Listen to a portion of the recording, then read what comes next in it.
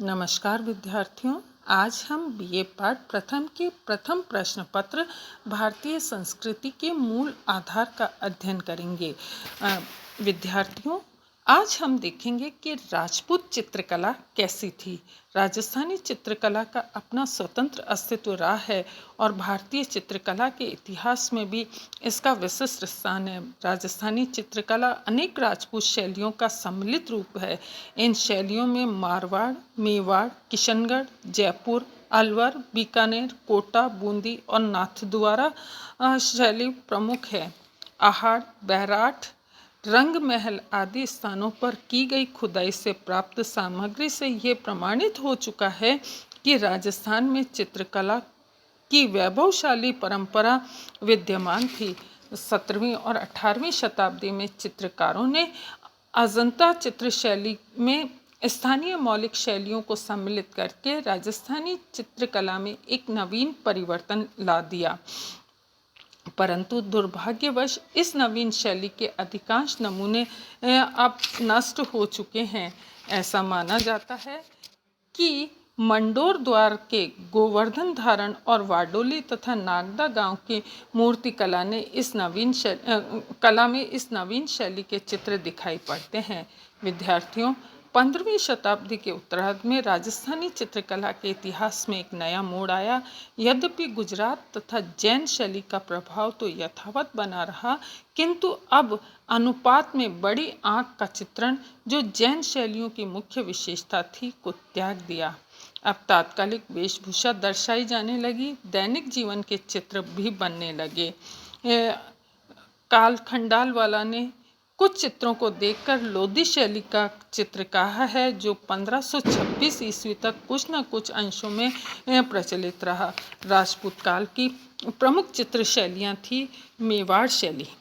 मेवाड़ के क्षेत्र में चित्रकला का उद्भव तो मानव सभ्यता के प्रथम चरण से ही हो गया था, परंतु 11वीं शताब्दी तक इसके विकास की विभिन्न कड़ियों को खोज निकालना दुष्कर कार्य था।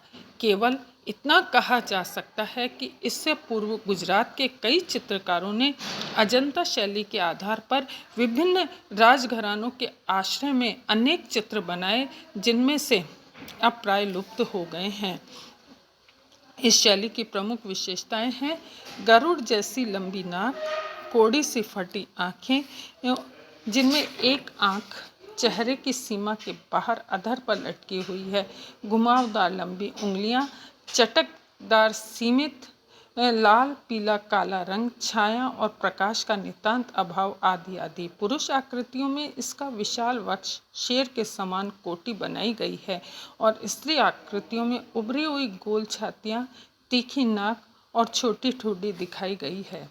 17वीं शताब्दी में आते आते मेवाड़ की अपनी एक शैली विकसित हो चुकी थी। महाराणा अमर सिंह द्वारा 605 में चावंड में तैयार करवाया गया रागमाला के चित्रों का एक सेट इसका प्रमाण है। इन चित्रों में अत्यंत चटकदार रंगों का प्रयोग हुआ है तथा इसकी कोणनुमा आकृतियाँ गुजरात शैली के प्रभाव से स्पष्ट होती है। राष्ट्रीय संग्रहालय में सुरक्षित 1604 के आसपास बने नायिका भेद के चित्र इसके श्रेष्ठ उदाहरण हैं। मध्यकाल में भक्ति और प्रेम की जो धारा प्रभावित हुई, उसका भी मेवाड़ शैली में स्पष्ट चित्रण दिखाई देता है। 1649 में मनोहर नामक चित्रकार ने रामायण की प्रति को चित्रित किया, जो आज भी सुरक्षित है। इसी प्रकार 1651 में आर्य रामायण की प्रति को चित्रित किया गया। इन प्रतियों के चित्रों में स्पष्ट हो जाता है कि राजस्थानी और मुगल शैली किस सीमा तक एक दूसरे से घुल मिल गई थी। औरतों की वेशभूषा, चमकदार रंग मेवाड़ी शैली के हैं, परंतु रूपाकृतियाँ और मुगल स्थापत्य मुगल शैली के हैं। इसी शैली के अंतर्गत केशव की रसिक प्रिया का चित्रण हुआ है, जिसमें नायक नायिका की मानसिक अवस्थाओं का बड़ा मार्मिक अंकन हुआ है। दूसरी प्रमुख शैली है बीकानेर शैली। बीकानेर की शैली मारवाड़ शैली से काफ़ी साम्यता रखती है। राय सिंह के समय इस शैली का मुगल शैली पर प्रभाव बढ़ने लगा। यहाँ भी भागवत पुराण, केशव की रसिक प्रिया और रागिनी के बहुत चित्र मिलते हैं। 1600 के आसपास चित्रित रसक प्रिया बीकानेर शैली और मुगल शैली के सामंजस्य का एक प्रमुख उदाहरण मानी जाती है।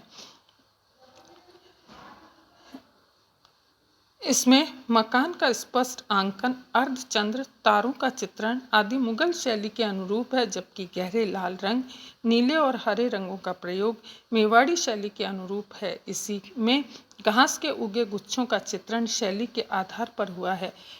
यह शैली धीरे धीरे विकसित होती रही और महाराजा अनूप सिंह के काल 1669 टू 1698 में चरमोत्कर्ष पर पहुंच गई। वस्तुतः 17वीं शताब्दी के उत्तरार्ध में अनेक मुस्लिम चित्रकार बीकानेर आकर बस गए थे और यह सभी चित्रकार मारवाड़ शैली और मुगल शैली में सामंजस्यता स्थापित करने में दक्ष थे।